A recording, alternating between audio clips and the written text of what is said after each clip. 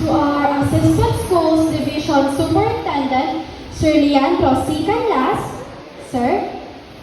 To our SB member in charge in education, Sir Darren Manalansan. To our most respected guest, to our Public Schools Division Supervisor, Ma'am Ignacia P. Quiros. To our beloved Principal, Ma'am Teresita E. Sibayan. To our school PTA President, Ma'am Yonida Tolentino. To our teachers, barangay officials, parents, and to my fellow graduates, good afternoon to all of you. It is my honor to stand before you and to represent our incredible group of graduates.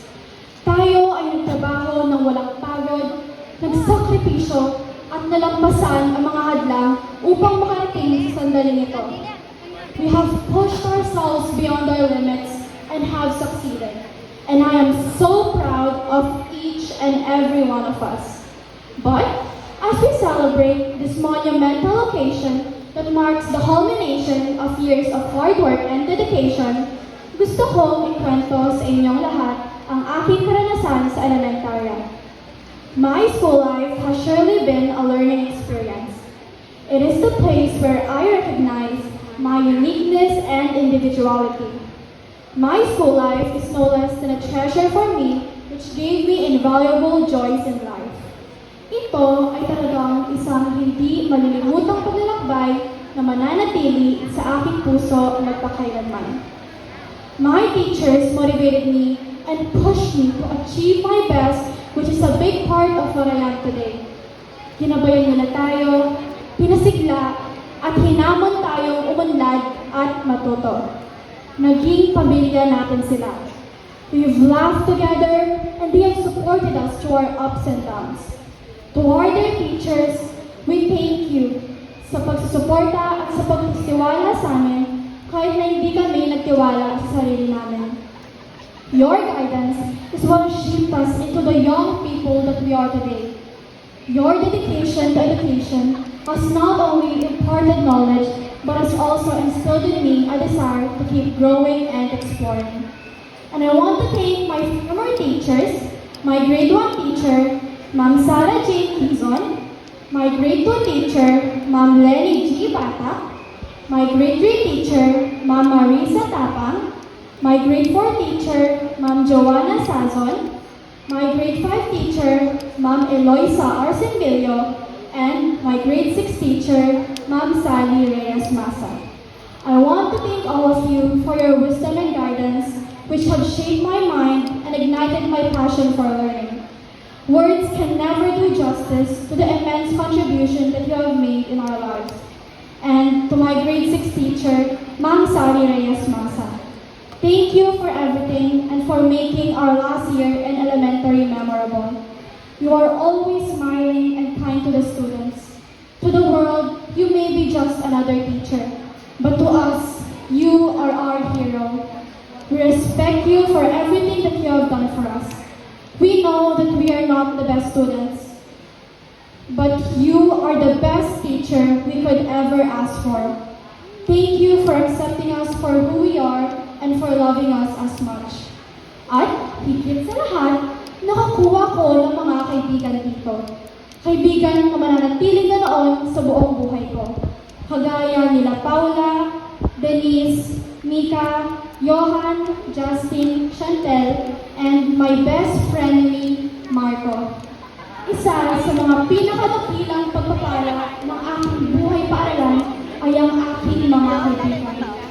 Tinulungan nila ako nung ako'y nasa ilalim at inalibig nila ako upang ako'y mas lalong tumaas.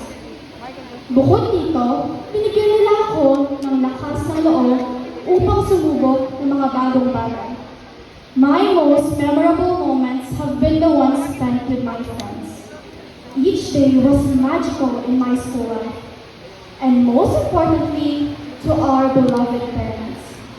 Dear parents, we thank you for your blessings and for the constant support you have given us. There are not enough words to express how thankful we are for everything that you have done for us. And to my dear parents, my dad, Prince Angelo Nagpapasalamat po ako dahil nagsumikap at naghirap po kayo upang kami makapag-aral.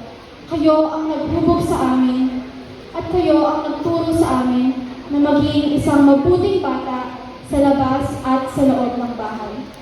Kay Mami at Daddy, Ninang, Ninong, Tita, at sa tito kong walang sawang asarin ako, kay Lola at Lolo, maraming salamat po dahil kayo ang naging inspirasyon ko. Alam natin lahat ng una at huling araw ng ating buhay paaralan ay ang pinaka-hindi malilimutang araw.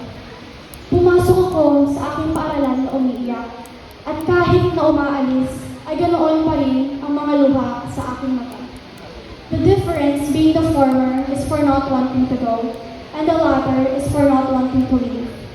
The joys my school life has given are surely countless and will remain to be the best days of my life. And I want to say that this is not the end. Ngunit sa halip ay isang bagong kabanata sa ating buhay. Marami pang dapat matutunan, marami pang dapat makamit, at marami pang maibibigay. We have been given the tools to succeed, and it is up to us to make a positive impact on the world at mag-iwan ng pangmatagalang pamana. And with gratitude in my heart and excitement in my soul, I am closing this chapter with a smile, knowing that the best is yet to come. And I want all of you to remember that it's not just about the award, but the person we've become along the way. And always remember this quotation, for there is no royal road to success other than to be educated. Congratulations to us and have a nice graduation day.